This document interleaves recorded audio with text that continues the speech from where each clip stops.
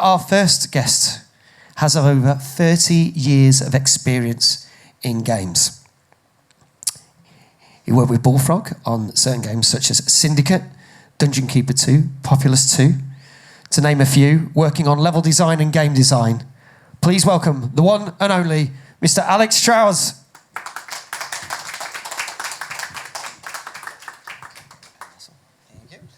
Thank you very much. Welcome, Alex. So I'm going to ask a couple of questions, kind of get for people that are familiar with your work and unfamiliar with your work to talk about what you did. So 30 years of experience in the gaming industry on numerous things, but predominantly level design and game design. How did it all first start for you? Well, I've always been interested in games and playing games. I think my dad kind of got me into that, although it was my nan who taught me how to play blackjack. But I was always interested in games, and then computers came out, and suddenly there's a whole new way to play games, and I'd always be getting into trouble for playing games when I should have been doing other things and what have you. And at no point did I ever realise that this could be a career, because back then it wasn't. It didn't seem like a viable choice. And in fact, so after school, I was terrible in school, but after school I ended up on this YTS course, learning computing, learning programming, learning electronics and applications and things like that. And it was incredibly dull, because I kind of already knew I could program a bit, and they were teaching us BASIC, and it's like, you don't need to be taught BASIC at one of these places. You should already know that from your Spectrum, and we've already learned all of this. But they did try putting me in work experience places, and that was good. And that gave me the context to then sort of flourish there. But, and I have to preface this with, this isn't relevant nowadays. It wasn't even relevant then. This is not how you get into the games industry. So I was at this work experience place, doing coding. Funnily enough, with this, I was working for this guy who, I don't know if you remember them, but there used to be these books you'd get at school called like Better Basic, and they would have like listings that you would then type into your computer at home, and all these different games. And I was working for the guy who wrote them, and that was brilliant, because like he's been obviously teaching me to code since I was tiny.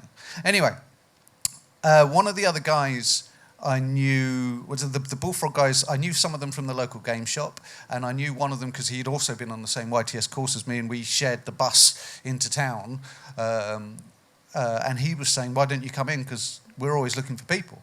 So I came in the office, and I met Peter, and we had an interview, and they were looking for someone, and it all went really, really well. And at the end of the interview, Peter goes, so when could you start?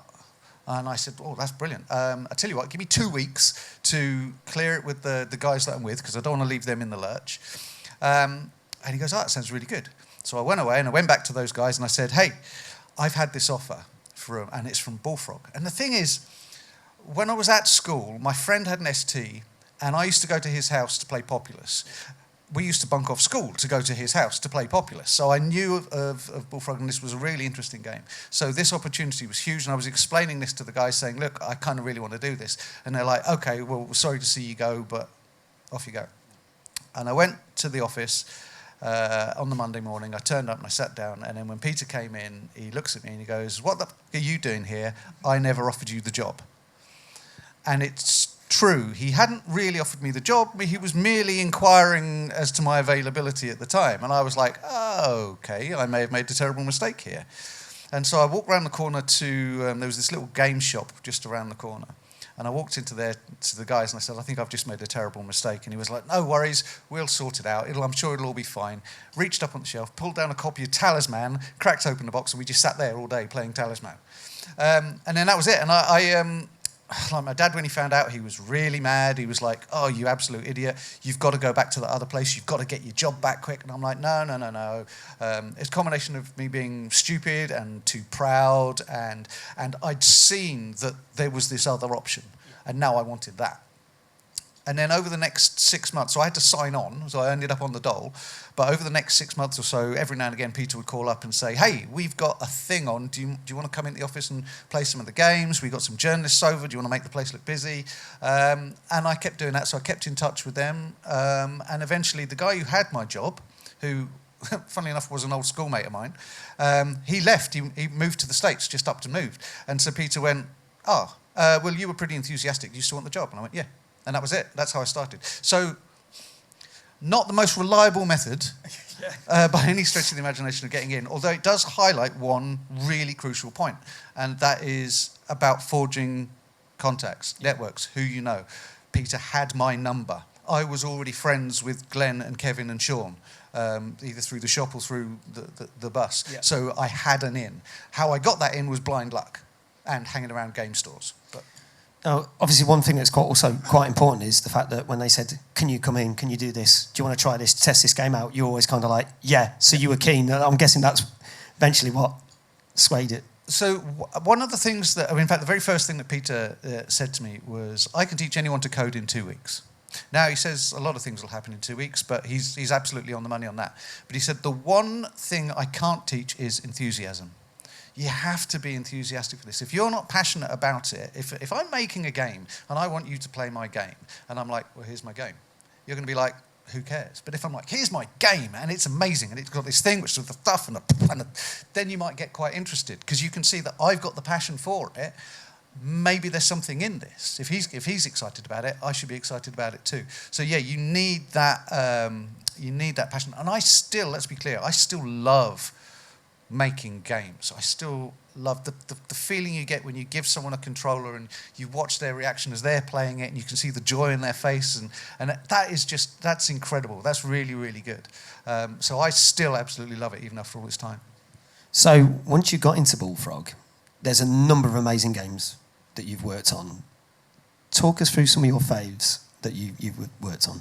The question I usually get is, what was your favourite Bullfrog game? And the easy answer is always Syndicate, right? The Syndicate was just it was a really good game, but more to the point, it was really good fun to make it, because, and again, in today's climate, you can't do this. Actually, another question somebody asked one time was Bullfrog toxic?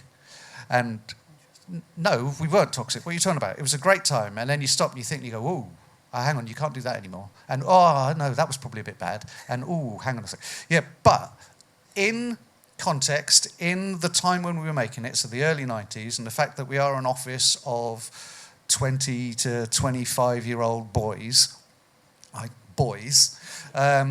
we'd go down the pub of a Friday, we'd have a few drinks, and then we'd get our mates and we'd come back to the office and we'd be making Syndicate, and it was like me and Sean and a couple of our schoolmates, and he's just coding up a version, and we'd play it and say, oh, what do you think of this? And then people would go, oh, wouldn't it be cool if you could do this? And how about something that does that? Oh, okay. And then he'd go away and he'd write the next bit of code, and I'd build the next bit of the mission that did that, and then we'd play it again, and we'd repeat that process until it was light outside and somebody realises, hang on, it's Sunday morning and we've just been here the whole time.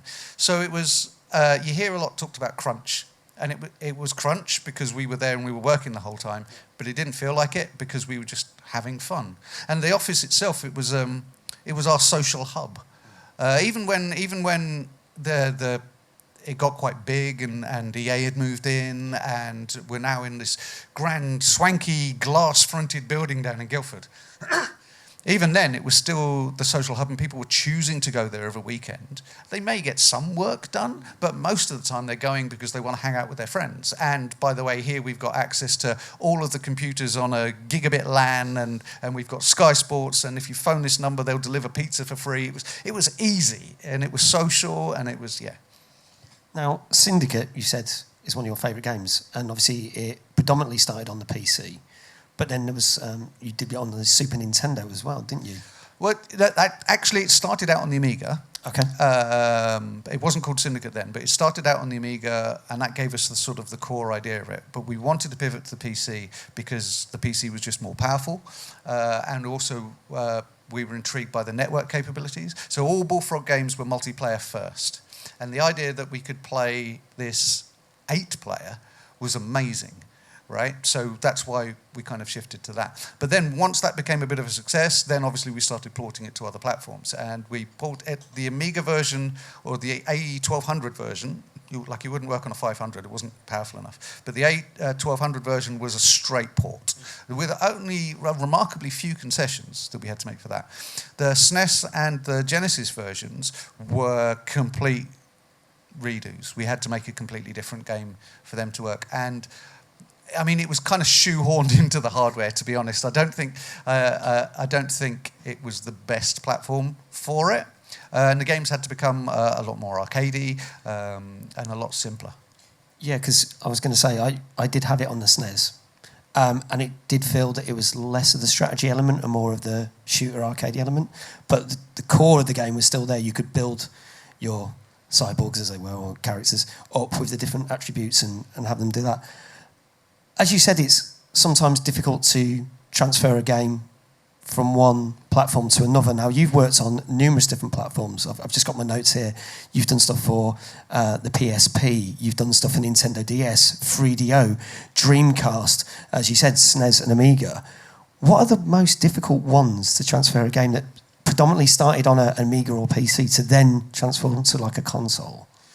I mean, these days the act of deploying a build to another device is a lot easier now because the engines are all unified and they're all amortized across them. So these days, everything can do a bit of everything. But the tricky ones were always the ones that had the funky hardware. Like there'd be really weird ways of accessing the screen raster or something like that. So the difference between Saturn versions and PlayStation versions, for instance, was always immense because PlayStations would do transparency, the Saturns would not, and suddenly you're having to write custom stuff to enable certain features which you thought were fairly standard. Or if you really wanted to optimize like the SNES stuff, getting to use the different modes on the chip, the hardware sprites would always be different between the Genesis and the SNES. So if you did anything that took advantage of the hardware, it was really hard to port. So what we generally did was went sort of lowest common denominator. We know this will work on all the machines. It won't work particularly efficiently on all of the machines, but it will work on all of them. So for the sake of making our life easier, the games were sometimes a bit compromised in terms of tech. It's only later on, so that was certainly true at the beginning, but later on we got like a dedicated conversions department in-house where we would have 2 or 3 people per format who would be specialists in that, and they would take it and they would rewrite it for the proper hardware at proper low level as well. So you said that the question you get asked the most is, what was your favourite game to work on? Which you've answered, which is Syndicate. But is there a game that still gives you nightmares that you had to work on and think, I just wish I'd never worked on that one? Yeah. One, no. Loads, yes. Now, okay. Right, so the thing you've got to understand with games is what the public get to see is very different from all stages prior to that. And you've got no idea how you actually ended up there. So even the best games in the world, they go through this phase where it's absolute hell. Where you don't know if it's going to be any fun, or there are too many bugs and the content isn't there, or that one feature that just makes it all click isn't there yet. And you've got to have that kind of faith that it will be by the time it gets in the hands of the public. Now, the problem then arises when external forces come in and saying, you need to ship this by blah, or it needs to have this feature, or the main character needs to do this. And you're like, hang on, that's got nothing to do with this. Why are you making us do that? Why does that have to be a thing? Then it becomes an absolute nightmare. Or it's normally budget constraints as well. It's normally, we want to do this. Well, we're going to give you money that you can do the. And then you're like, but we want this. And that's where the important stuff is. No, you can't do that. So that's when the projects become an absolute pain in the ass. But then, for a variety of reasons, like there's a couple of games I've worked on. There's one game I've worked on where we're about to ship it, and it's been an absolute nightmare project. It's been a really terrible project. We're about to ship it, and me and the lead coder have sat down, and he's looked at me and goes, I'm just putting the credits in. I'm not putting my name in. Do you want your name in the credits? And I went, no. And so we pulled our names out of the credits. Right, okay. And I mean, I could tell you what it is, but I don't want anybody knowing I've worked on that. Let's keep that a secret and keep people guessing. Actually, right, okay, that's not true. There's an archived Eurogamer review of the game where they give it a 1 out of 10. Ouch. And the key, there's one paragraph in it which goes, it's a first-person shooter, it's got a ridiculous name, and they go, rather than wooing you with stellar graphics and amazing gameplay, what this game does is sneak up behind you, start pissing on your leg, and then look at you and wonder why you're staring at it with such disgust. And I thought that was brilliant. I bet you're glad you took your name out of the credits now, aren't you, after that comment? I mean, you can normally tell. You can normally tell if a project is a bit of a car crash or if it's a bit of a death march or something like that. And you'll see it in the people, and you'll get a high turnover of people. And more often than not, people don't have the option to no longer be working on that thing. More often than not, it's like, no, look, we need to get this thing shipped because the company needs the money, right? So, yeah. Is it tricky working on a project that you've been putting your heart and soul on, and then to find that like deadlines get closer, and then like you've got to do this? How? I mean, it must be very stressful to try and do that. Yeah, it can be insanely stressful. The counterpoint here is, like, how many of you have played Bullfrog games? Yeah? They were good games, right? Did they ever come out on time? No. Did they ever come out bug-free? No. Right? We overshot the deadlines because we were always adding new features, because there was always just something really cool that we wanted to put in. And in doing so, the act of putting it in would break something else and we wouldn't realise. And we never had the time, because we pissed away all the time, putting in all of the cool stuff and not doing the due diligence and the hardening and all of the stuff that we should have been doing to ship the thing, right? We were like, no, we're going to make this and make the game so much better. And it did make the game so much better and also so much worse. So yeah. But again, I mean, the adage is that no dev sets out to make a bad game. And even the worst games you've played, they've been... the badness is there, but the intentions were good. And the badness is never because they thought, haha, let's screw with people. It was always something came up that broke something else. So when you're working in a team, and especially when, obviously, EA came in and took over Bullfrog, was there a big shift change in the way everything works at Bullfrog? Was it very, very different, or did they kind of say, well, we're going to keep the core ethics of what you do in these games, or was it a complete, right, now this is how you've got to work on projects? Well, so it's very easy for me to sit here and go, oh, yeah, a bunch of whatever, and la, la, la, la, la. And, like, everybody is still smarting about Westward and what have you. EA, they buy up all of these cool studios and then they just grind them into... that. And again... none of that is their intention, because obviously these are cash cows for them. Why would they want to kill the name, kill the branding, right? There were several key turning points in Bullfrog going from cool, funky, load of people working on stuff and it being a lot of fun and these being really cool things to, oh, hang on, the studio's just kind of collapsed now and is no longer the same vibe. And it starts before EA bought us out. So the first of these was when we hired, we needed to ramp up, and the reason we needed to ramp up is so they could sell it to EA, right? But we needed to ramp up, we needed a lot more people, and we had a lot of projects on the go. We had about 6 different projects on the go at the time. So we hired a whole bunch of people, and we probably doubled the studio in only a few weeks. And the problem with that was that fractured the culture, because suddenly we got all these new people coming in, and these people were brilliant, right? Some of these guys were just absolutely amazing, but we didn't know who they were. And up until that point, it had been like 1 or 2 people at a time, and they get integrated into it, and they kind of join in with everything. But you've got this new, disparate group of people who arrive, who all band together because they flock towards the people who are in the same boat as them, fair enough. And then you've got the old guard, who don't really know who these new guys are and aren't necessarily willing to accept them straight away. They haven't proven themselves, or blah, blah, blah, blah. And that's a whole other bunch of bullshit. But it fractured the culture. That was the first problem. And then when EA bought us, the start was absolutely fine, because they did leave us to our own devices. And what we did with our own devices was never ship anything on time.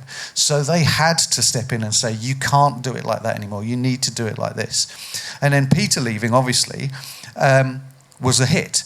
And it wasn't a hit in the way you think. It wasn't, oh, we've lost our creative spark. No, absolutely not. The games we made after Peter left were every bit as creative and every bit as cool as when he was there.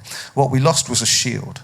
What we lost was a figurehead, a a Jose Mourinho who stands there and you can try criticising his players, but he won't let you. He'll take the hit. He'll do something even more outrageous so all your attention's on him and not the guy who's just scored an own goal. You know what I mean? Yeah. That's what he was for us to EA. And then with him out the way, we started getting exposed to a lot more of their stuff, and we didn't like it. And then, so that caused people to leave. And then again, when some of the old guard had gone, it was no longer the same thing. And now, don't get me wrong, some of the things we were no longer allowed to do, we should probably have never been allowed to do in the first place. I learnt to unicycle in the office. I learnt to skateboard in the office. I used to juggle in the office. BB guns, they were a lot of fun. That's a health and safety nightmare right there. There wasn't a health and safety. This is the late 1900s. There was no such thing as health and safety. But that's what I mean. So, yeah, you look back and you're like, yeah, we really shouldn't have done that. But when you're there in the moment and you are doing that and then somebody says you can't do that, you're like, why? Who are you to tell me what I can and cannot do? We've been doing it this way for years, you know. So that was a problem, although looking back on it now, it was our fault. Now, let's get into more of the sort of the technical detail of some of this, because obviously, as I said, for the majority of your career, you were a level designer and a game designer. Can you talk us through a process? Is there anyone that's like a budding level designer, game designer out there? Raise your hands. Yes? We know you are. You make some amazing games. So, talk us through kind of where the starting process is. I guess Bullfrog said, we want to do this game. I'm guessing they give you a brief and something. Sometimes I've heard some devs say, no, they don't give you a brief. They have to make it off a picture or something that they're given. And then it goes from there. But how did you approach? Well, again, right. So, firstly, I started out as a level designer / tester, and then moved into systems design and all other aspects of the development. Level design is just one sort of small facet of it, although, yeah, certainly in the early Bullfrog games, all of the levels were mine, or the vast majority were mine. Sorry, Glenn.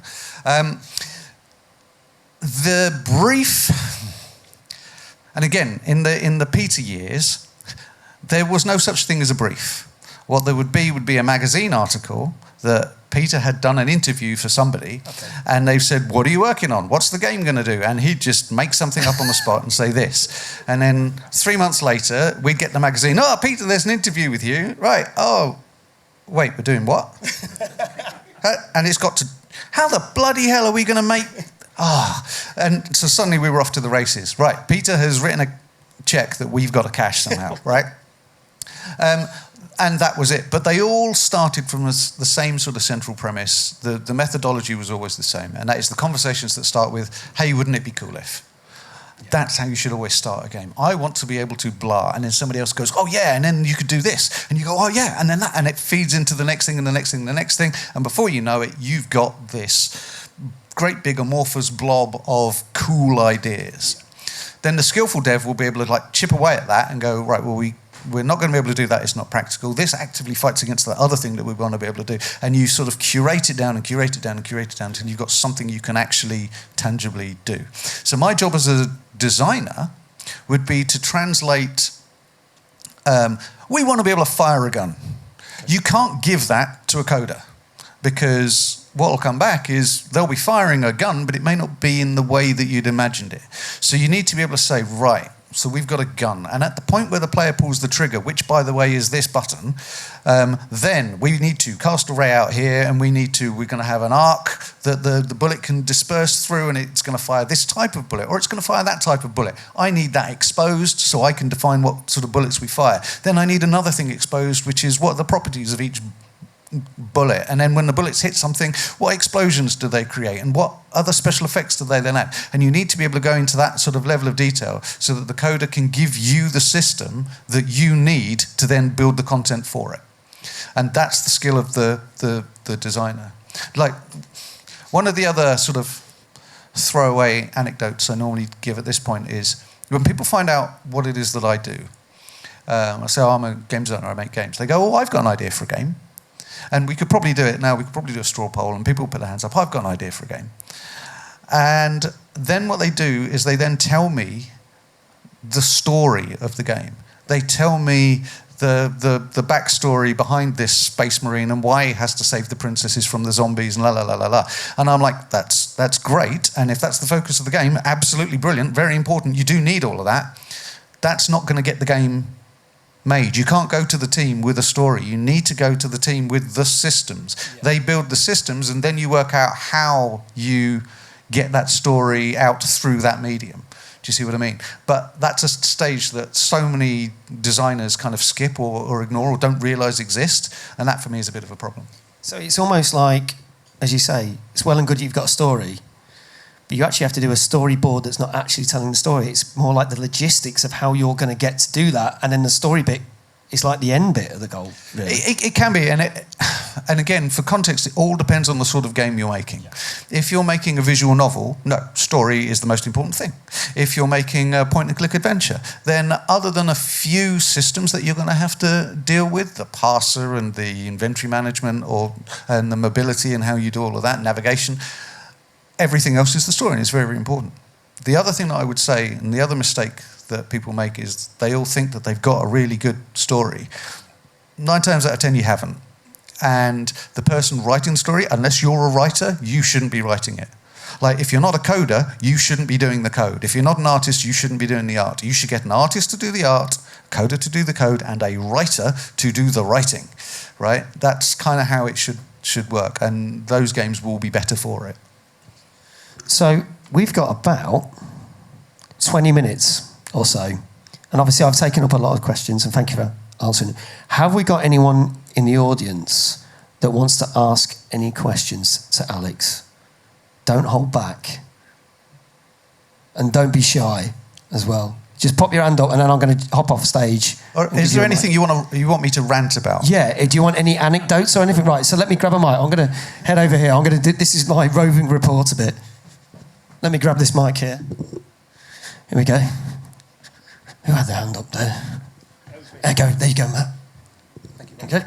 Hello, is this on? You have to forgive me because I don't know the timeline of when you were at Bullfrog and when you left, etc. But did you or any of the original team have any involvement or input in the later Syndicate game that EA made, the FPS Syndicate? We don't talk about that. Okay. Sorry for asking the question. Other than I know some of the Starbreeze guys, no. Sure. That was. You can file that one along with Dungeon Keeper Mobile. It was a terrible misstep. Right, some caveats there. Should there be? And it was probably I haven't played it, but it was probably an absolutely fine first-person shooter. And it looked really good, and I think they nailed the aesthetic, and the sound was brilliant as well, right? And they looked like Syndicate agents, brilliant. Should there be a first-person shooter set in the world of Syndicate? Yes, hands down, brilliant. Let's do a cyberpunk thing, right? Should it be called Syndicate? No. It should be called Syndicate: the first-person shooter or something like that, because it isn't a Syndicate game. It's not about slightly indirect control of my agents. It's not about manipulating their feelings. It's not about the tactical movement through a city, right? And it's not about any of those things. It's about pointing a gun at things and shooting. And that's cool, and there's a place for that. And the aesthetic is brilliant. So, yeah, let's make a Syndicate first-person shooter. Just don't call it that. Thanks a lot. Okay, we got any other questions? Anyone? Yes, thank you. Come over here. So, I'm but he's over there now. Oh, there, and then I'll come over there. There you go. Thanks. This might lead to a rant or it might not, I'm not sure, but it was a bit of a guilty pleasure of mine back in the day. Hi-Octane, apparently you did something on that? You worked on that? Any stories to tell? Oh, right, okay, so this isn't a rant, this is how Hi-Octane went. So, and I've told this story many times before as well. And it is also responsible for my most popular tweet. So I'm very pleased about this one. Anyway, some big show had happened, and EA got up on stage and said, we are going to be the PC publisher in Q, whatever year it was. And then somebody tapped them on the shoulder and said, we've just looked at the schedule and we're not actually releasing any games in that quarter. And they were like, oh. So they called us up and said, hey, help. We need a game and it has to come out in 8 weeks' time. And at the time, we were working on Dungeon Keeper, and we were working on, I think, Magic Carpet 2. And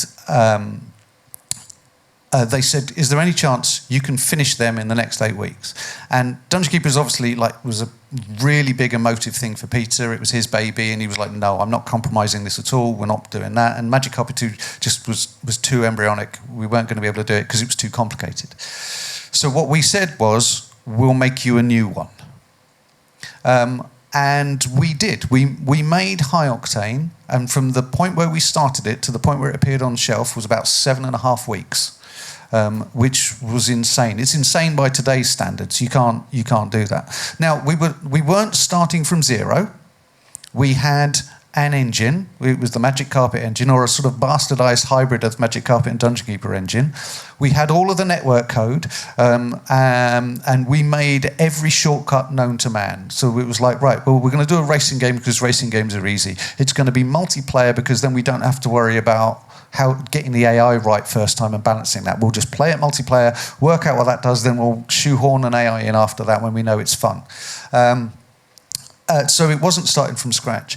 The cars didn't have any wheels because we didn't know how to do wheel physics, and we knew that would be a pain in the arse. So all of the cars are spheres that roll around the landscape and get thrusted in certain directions. So the handling model was really, really simple. And within 2 weeks, it was up and running, and it was absolutely fine. One of the other concessions, which is responsible for my really successful tweet, is like any other arcade racer, at some point you get to pick your vehicle.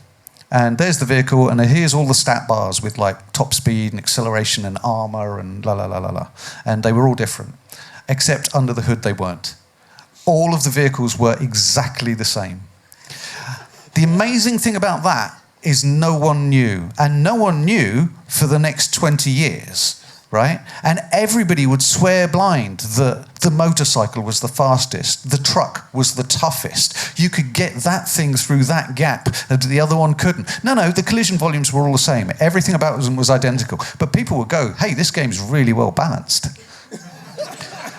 But yeah, at some point, I swear, I mean, Sean's got a different story about that, but at some point, I swear we intended to do the differences, but we did not have the time to do it. So we didn't, and it worked out fine. Okay.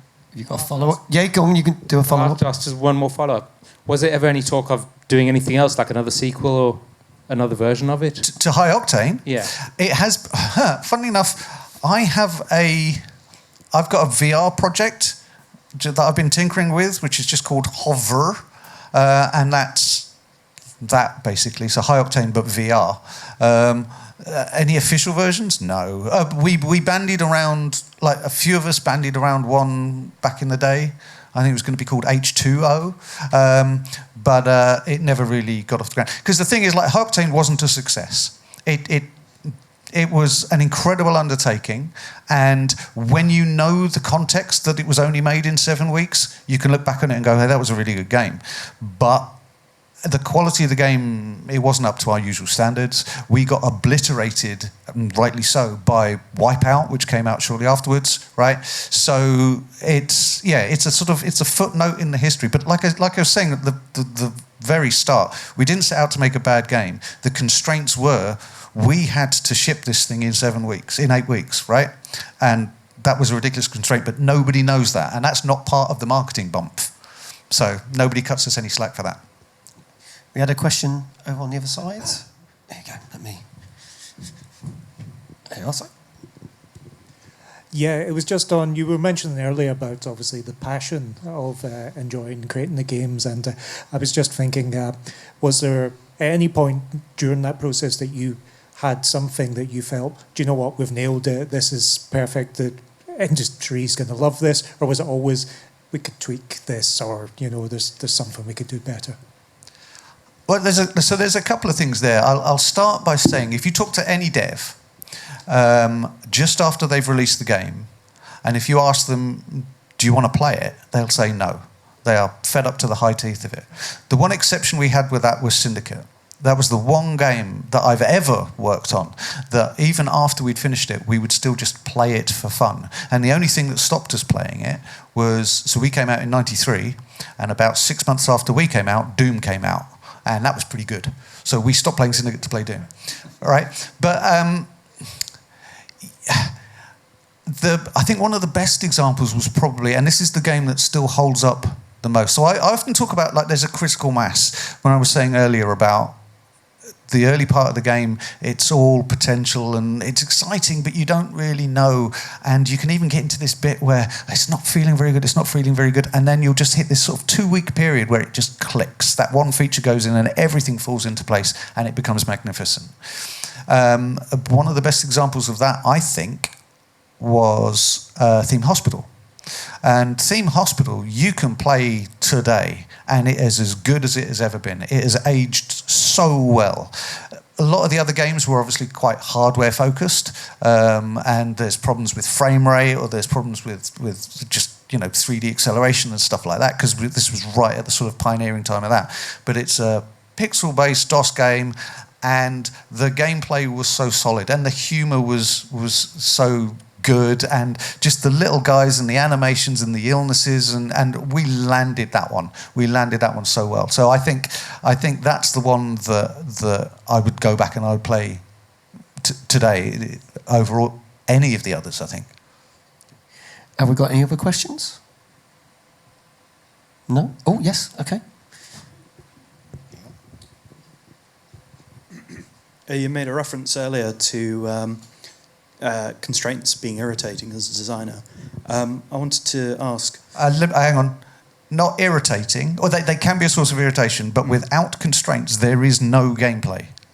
That's very key. That's very important. That kind of feeds into what I was going to ask. To what extent do you feel like constraints make games better in the design process? Oh, they have to. Yeah, it is, the example that gets bandied around is golf. Look at golf. The aim of the game is to put the ball in the hole, which would be really easy if the hole wasn't 500 yards away and this big, and you are not allowed to touch the ball except with this stick. Those are all the constraints. The game put ball in hole easy and would be as dull as crap if you could just pick the ball up and put it in the hole. So they've added all these constraints to actually make it fun. Appreciate that. But I was thinking more of things like budgetary constraints and timeline constraints. Same thing, or? Same. Well, to me, everything is a game, and the act of making a game is a game, and those are just part of the gameplay of that game. They can be frustrating, especially when it's just, oh, don't you see, it would be so much better if we could do this. You can't do that. Find another way around, right? And that in and of itself is always an interesting exercise. There's so many things that we can't do because of technical constraints. Certainly back in the day, there was a whole load of technical stuff that we couldn't do. There was no way around it, so we had to think up other ways of doing it. We wanted, so for instance, going back to Syndicate, we wanted this living, breathing city, and that is part and parcel of the whole Syndicate vibe and everything. And we wanted individual people to have houses, and they would come out of their houses and they would go to their place of work, and they would work, and then they'd come back on the way home, and la la la la la, and that's because that's how cities work, right? That's how it all. And we didn't do any of that. We couldn't do any of that. We didn't have the power to write any of that. So the people get spawned and walk in a random direction, and that's it. But the effect is it feels like a living, breathing city because there's enough of them doing it, and they react to you when you get your gun out, and that's it. So yeah, we still managed to find gameplay within those constraints. They're frustrating when somebody says that can't be done, but then you sit down and you start thinking, how can I achieve the same aim, but obviously in a different, more attainable way? Thank you. Any more questions for Alex? Okay, there's no questions. I'm going to come on. Go on, have a silly question. We've got to have a silly question. You accept silly questions? I accept any question. There are no silly questions. So you've been working on porting games to the Mega Drive and Super Nintendo. I would like to know which one you preferred and how different the two systems were, both in programming and getting the game to run. Playing SNES, working on probably the Mega Drive, simply because the Mega Drive was 68000, so the language was the same, whereas the SNES was a 6502, and so it was a completely different assembler language. Although, so for me, I wasn't getting my hands dirty with the code side of things back then, but I was responsible for sending the builds or getting the builds back from Japan. There was a company in Japan called Imagineer who'd be making our SNES versions, and so I'd be in the office late at night with a 9600 board modem on imagining his own BBS, having to type in, "Are you there yet? Yeah, right, okay, I'm dialing now, hang up," and doing all that and listen to the whole kind of, and then just sit there, wait for the thing to come down, and right, I've got this thing now, I can build it, and I can burn it onto an EEPROM, and I can play the build. That was a lot of, I say fun, now I describe it, it sounds a bit crap really, but yeah, it was an entertaining time, and it was like, I mean, that's how kind of old it was. Is I was getting excited by the fact that I am talking to somebody on the other side of the world, and his text is appearing on my screen, and that was just like, I've never seen this before. This is witchcraft. Yeah, we take it for granted now, but. One last final question, anybody? If not, I've got one. I'll sneak up then. Let's pop this back on here. Well, just like, so when the SNES came out, we loved it. We thought it was brilliant. And again, because of our contact in Japan, he sent us over a SNES. So before it came out in Japan even, I think, we had a SNES and we were playing Super Mario World and F-Zero, and they blew us away. We were like, these things are incredible. We blew the SNES up because we plugged it into the wrong power supply. So we then had to tell him, you know that really rare, important thing that you just sent us, we may have killed it. And then he sent us some more. And then so we all decided, well, we want SNESes. These things were great. So we ordered a bunch, and we had like the first ones in the country, and these were Japanese ones. And we spent a day rewiring the SCART lead so we could actually get it in color, because you had to do some pin swapping stuff and everything. And I can remember sitting down and playing through Super Mario World on the SNES, and I loved it. It was an amazing game, and I completed it. But it was all in Japanese, so I didn't know what was going on. And I don't know if you remember, but one of the little question mark bubbles, one of the little bubbles that tells you how to do stuff, tells you how to throw shells up in the air. And I didn't know about that, and I still managed to complete the game. That's only relevant if you've ever seen the final boss, which is Bowser flying around at the top of the screen and thing. And I still managed to kill him without throwing a shell up in the air. Can I just ask how on earth you managed to do that? What you've got to do is you go to the previous level where there's a feather, and then you get the feather, and that gives you the cape, and then you've got to get through that whole previous level without getting hit and losing the cape, then get through the boss level without losing the cape until you get to that final screen. Then you stand in one corner of the screen, and when he throws a turtle out to the other side, you can hold the run button, and as you run along, if you jump and hit the turtle on the way up, whilst holding the jump button, you will grab the shell, and you will fly up to the top of the screen, and you can drop the shell on his head. Do that 3 times, and you win. Easy. That doesn't sound easy at all. But you did it. But yeah, like 19-year-old me thought, it's the final boss. It's supposed to be a bit hard. So I just assumed that's what you had to do. And then I can remember playing the first English one, and I've hit this thing, and it's going, you can do this. And I just went, thunk. Oh, right. Okay, I get it now. Alex, it's been an absolute pleasure to have you here on stage asking questions. He's going to be around for a couple of hours at the event. So if you've got any more questions, do approach him in the bar or the atrium, have a chat with him. We are going to take a very, very short 2-3 minute break, and then we are going to have Simon Phipps on this very stage. Please can we have a round of applause for the wonderful Alex Trowers. Thank you. Thank you very much.